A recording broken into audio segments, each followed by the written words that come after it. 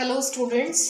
So in this session we are going to see the expression for final velocities after a head-on or we can say elastic collision. Final velocities साठी आपण expression determine करण्याचा प्रयत्न करणार आहोत या session मध्ये. But the condition is when the collision in between the two massive object is elastic. Okay, elastic collision च्या केसमध्ये. But Mata, if we are considering the collision is elastic, okay, and if we see according to the principle of conservation of linear momentum, sum of linear momentum before collision is equal to sum of linear momentum after collision. Okay.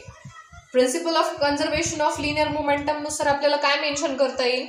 Sum of P initial is equal to sum of P final. Okay. Linear momentum of that two massive object before collision आणि after collision कसं पाहायला मिळतं? Linear momentum हे कंजर्ड असलेलं पाहायला मिळतं. कधी? जेव्हा आपण इलास्टिक कोलिजनचा विचार करतोय तेव्हा. ओके, म्हणजेच आपल्याला हे इक्वेशन कसं मेंशन करता येईल बघा. m1 u1 plus m2 u2 that is equal to m1 v1 plus m2 v2. Okay, this will be our equation first. Okay, similarly एक कंडिशन आपण पाहिली बघा. कधी पाहिली? क्लासरूम मध्ये जेव्हा e is equal to 1 म्हणजे कोएफिशिएंट ऑफ रेस्टिट्यूशन e हा 1 कधी मिळाला? जेव्हा collision in between the two massive object is elastic. Okay, आणि हे एक्सप्रेशन सॉल्व्ह करताना किंवा ते जे डेरिव्हेशन आहे आपण इलास्टिक कोलिजनसाठी ई हा आपल्याला 1 मिळाला. ओके, तर त्या एक्सप्रेशनच्या ड्युरिंग आपल्याला अजून एक कंडिशन पाहायला मिळाली. कोणती? तर difference in between the initial linear velocity is equal to difference in between the final linear velocities of the two massive object when the collision is elastic. बघा इक्वेशन असं मिळालं होतं आपल्याला u1 minus u2 that is equal to v1 minus v2. Okay, this will be our equation 2. आता काय करूयात आपण? Equation 2 असं रिअरेंज करूयात जेणेकरून इक्वेशन 2 वरून आपल्याला v2 ची व्हॅल्यू इथे डिटरमाइन करता येईल. बघा मग रिअरेंज करूयात जेणेकरून आपल्याला हा v2 काय मिळेल बघा इथे. v2 that is equal to u1 minus u2 plus v1. This will be our equation 3. Okay, now we are interested to determine final velocity in case of elastic collision. Okay, आता final velocities मला माहिती आहेत का? In case of elastic collision diagram बघा आपण classroom मध्ये पाहिली. Okay, suppose m1 हे मास आहे फर्स्ट मॅसिव्ह ऑब्जेक्टचं, m2 मास आहे सेकंड मॅसिव्ह ऑब्जेक्टचं. ओके, बिफोर कोलिजन काय होतं? या दोन्ही ऑब्जेक्ट एकमेकांकडे अप्रोच होतात with in certain initial velocity. बरोबर आहे. u1 आणि u2 या दोघांच्या इनिशियल वेलोसिटीज आहेत. पण ही पहिली केस काय सांगते आपल्याला? बिफोर कोलिजनची केस आहे. बरोबर आहे. आफ्टर कोलिजन होतं काय? त्या दोन्ही मॅसिव्ह ऑब्जेक्ट की ज्यांचे मासेस m1 आणि m2 आहेत त्या स्कॅटर होतात एकमेकींपासून within a certain final velocity. बरोबर आहे. ही दुसरी डायग्राम बघितली आपण. याच्यामध्ये कळतंय काय मला? v1 आणि v2 या फायनल वेलोसिटीज आहेत. But the condition is after a elastic collision किंवा आफ्टर अ कोलिजन म्हणूया. बरोबर आहे. मग आता आपल्याला यामध्ये करायचंय काय? तर या ज्या फायनल वेलोसिटीज आहेत ना v1 आणि v2 या डिटरमाइन करण्याचा मला इथे प्रयत्न करायचा. ओके, मग त्यासाठीच आपण इक्वेशन 2 रिअरेंज केलं जेणेकरून मला v2 ची व्हॅल्यू इक्वेशन 3 मध्ये जी मिळाली आहे ती आपल्याला इक्वेशन 1 मध्ये सबस्टिट्यूट करता येईल. ओके, बघा मग इथे आता I simply say put equation 3 in equation 1. आपण सबस्टिट्यूट करूया. ओके, बघा मग इक्वेशन 1 काय? RHS साइड पहा इथे m1 u1 plus m2 u2 is on LHS side. Okay, RHS साइडला काय पाहायला मिळते? m1 v1 plus m2 v2. इथे जो v2 आहे लास्ट टर्म मध्ये हा आपण रिप्लेस करणार आहे. by substituting equation 3, that is u1 minus u2 plus v1. करूयात मग सबस्टिट्यूट. LHS साइड आहे अशी लिहून घ्या, m1 u1 plus m2 u2 that is equal to m1 v1 plus m2 into हा v2 काय सबस्टिट्यूट करणार, इक्वेशन 3. काय बघा ते, u1 minus u2 plus v1, u1 minus u2 plus v1. Okay, I hope you get this. मग आता काय करता येईल, हा जो m2 आहे हा through out the bracket inside multiply करता येईल. ओके, करूयात. बघा मग आपल्याला RHS साइड काय मिळून जाईल, m1 v1 हा आहे असा प्लस ओके m2 हा आतमध्ये मल्टिप्लाय होईल ना throughout the bracketed terms, m2 u1 minus m2 u2 plus m2 v1. Okay, this will be our next term, m1 u1 plus m2 u2. बर, आता बघा RHS साइड जरा properly पहा. ही जर फर्स्ट टर्म बघितली on RHS side, okay, आणि ही जर last term जर पाहिली तर या दोन्ही टर्म मध्ये कॉमन काय दिसतंय मला, v1 is common, we will take outside the bracket.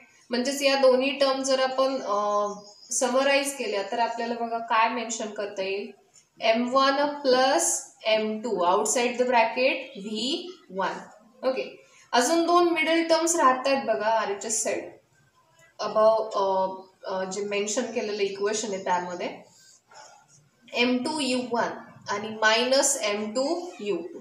या दोन्ही टर्म्स मधून आपल्याला m2 हा कॉमन घेता येईल. ओके, म्हणजे इनसाइड द ब्रॅकेट आपल्याला इथे काय मेन्शन करता येईल पहा, plus u1 minus u2 into m2. So this RHS side term you will have here आणि LHS तुमचा आहे असा m1 u1 plus m2 u2. बर, आता आपल्याला काय करायचं बघा, आता हे जे इक्वेशन मिळालं आपल्याला याच्यामध्ये पाहायला काय मिळतं, इथे u1 आहे म्हणजे इनिशियल व्हेलॉसिटी बिफोर कोलिजन आहे पहिल्या मॅसिव्ह ऑब्जेक्टची, हा u2 म्हणजे काय, initial velocity of the second massive object before collision. Okay, इथं दिसतंय काय v1 म्हणजे final velocity after collision for the first massive object. इथं दिसतंय काय u1 u2 म्हणजे इनिशियल व्हेलॉसिटीज बिफोर कोलिजन आहे. आपल्याला v1 फाइंड आउट करायचं आहे ना, बरोबर आहे. मग आपण काय करूयात, हा जो RHS साइडला टर्म आहे, ही जी ओव्हरऑल टर्म आहे हे कुठे घेऊन जाऊ आपण LHS साइडला. बघा नेक्स्ट स्टेप आपल्याला काय मेन्शन करता येईल, m1 u1 plus m2 u2 minus inside the bracket काय हे u1 minus u2 bracket complete outside the bracket m2 that is equal to, ही RHS साइडची टर्म आहे अशी लिहून घ्या, m1 plus m2 into v1. Okay, बर, आता काय करूयात, हा जो m2 आहे हा थ्रू आउट दिस ब्रॅकेट काय करूयात, मल्टिप्लाय करूयात. बघा आपल्याला काय मिळेल, m1 u1 plus m2 u2 minus, हे मायनस आहे ओके, m2 u1 हे मायनस मायनस काय होईल प्लस, हा m2 u2 that is equal to m1 plus m2 into v1. RHS side आहे अशी लिहिली आपण. आता LHS साइडचे जरा टर्म्स पहा, यामध्ये बघा m2 u2 आहे, हे काय होईल ट्वाइस m2 u2 आणि हे जे दोन टर्म्स राहत आहेत याच्यामध्ये कॉमन आउट काय पाहायला मिळतंय का मला, so u1 is common. Okay, बघा मग हे स्टेटमेंट कसं मेन्शन करता येईल आपल्याला, RHS साइड कशी मेन्शन करता येईल बघा, m1 मायनस हा m2 outside the bracket u1 plus हे काय झालं m2 u2 twice m2 u2 that will be equal to, RHS side आहे अशी m1 plus m2 into v1. Okay, आता हा v1 आपल्याला डिटरमाइन करायचं आहे ना, बरोबर आहे, expression for final velocity find out करायची आहे. मग हे इक्वेशन कसं रिअरेंज करता येईल, हा जो ब्रॅकेटेड टर्म हा प्रोडक्ट फॉर्म मध्ये with v1 final velocity after elastic collision for the first massive object, हा काय होईल, LHS साईडला जर नेला तर तो डिवाइड होऊन जाईल. बरोबर आहे. म्हणजे आपल्याला बघा v1 ही जी final velocity first massive object साठीची, त्याच्यासाठी इक्वेशन काय मला मेन्शन करता येईल इथे, m1 याला डिवाइड करूयात मायनस m2 डिवाइडेड बाय हे m1 plus m2, outside the bracket हा u1 as it is plus हा twice m2 u2. Okay, twice m2 divided by ही टर्म डिवाइड होऊन जाईल ना, m1 plus m2 into u2. So this is our required equation. हे equation 4 काय देते आपल्याला, v1 म्हणजे काय, final velocity after elastic collision for the first massive object काय मिळाली, m1 minus m2 upon m1 plus m2 into u1 plus twice m2 upon m1 plus m2 into u2. Okay, similarly या वेनं जर पुन्हा तुम्ही बघा, आता इथं केलं काय आपण, इक्वेशन 2 रिअरेंज केलं जेणेकरून आपल्याला v2 ही व्हॅल्यू मिळाली आणि काय केली आपण, ती इक्वेशन 1 मध्ये सबस्टिट्यूट करून हे एक्सप्रेशन आपण सॉल्व्ह केलं जेणेकरून मला ही final velocity for the first massive object मिळवता आली in case of elastic collision. आता असंच इक्वेशन 2 आपण पुन्हा कुणासाठी रिअरेंज करणार, यावरून इक्वेशन 2 वरून काय फाइंड आउट करणार, v1. ओके, जसं इथं v2 फाइंड आउट केली तसं काय करणार आता v1 फाइंड आउट करणार आणि v1 साठी जे काही आपल्याला इथे इक्वेशन मिळेल ते पुन्हा काय करणार आपण इक्वेशन 1 मध्ये सबस्टिट्यूट करून same like this we will try to determine the final velocity for the second massive object in case of elastic collision. Okay, you may try this. I'll just mention what the equation we will have in case of second massive object. म्हणजे v2 साठी equation काय मिळेल बघा, I'll mention here m2 minus m1 upon m1 plus m2 into u2 plus twice m1 upon m1 plus m2 into u1. So this will be our equation 5. So हे जे दोन्ही equations आहेत 4 आणि 5 हे आपल्याला देत आहेत काय, final velocities after head on और we can say elastic collision. Okay, बरं, मग आता एक नेसेसरी कंडिशन, एक कंडिशन मेन्शन केली किंवा एक केस मेन्शन केलेली आहे.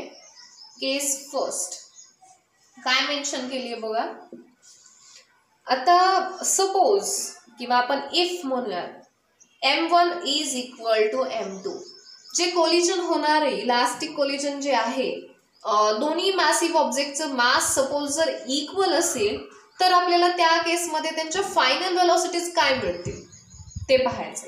मग आता आपण काय करूयात, या दोन्ही इक्वेशन मध्ये इक्वेशन 4 आणि 5 मध्ये काय करूयात, जिथे जिथे m1 आहे तिथे तिथे आपण काय सबस्टिट्यूट करूयात, m2 सबस्टिट्यूट करूयात.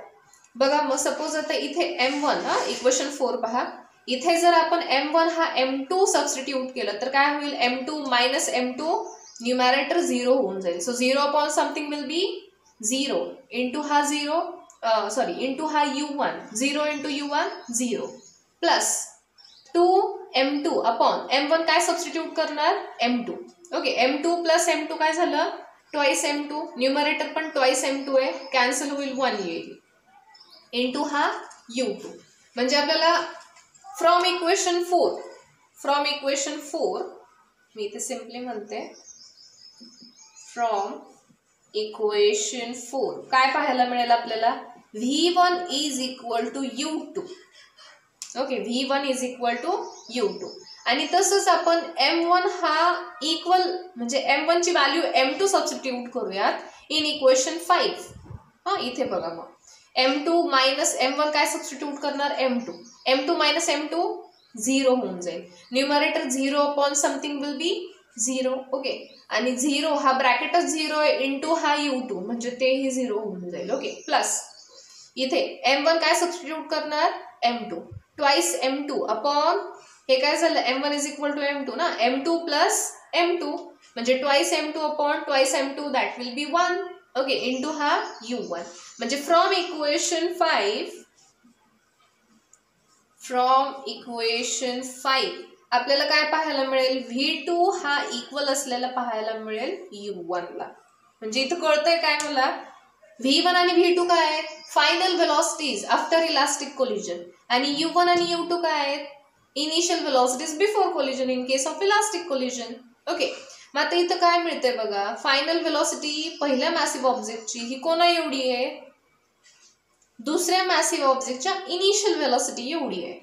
ओके, आणि इथं दिसतंय काय मला, V2 म्हणजे final velocity of the second massive object after elastic collision is equal to initial velocity before elastic collision of the first massive object. म्हणजे इथे मला कळतंय काय, या केसवरून मला कळतंय काय, these bodies are just exchanging their velocities. Okay, these bodies are exchanging their velocities in case of elastic collision.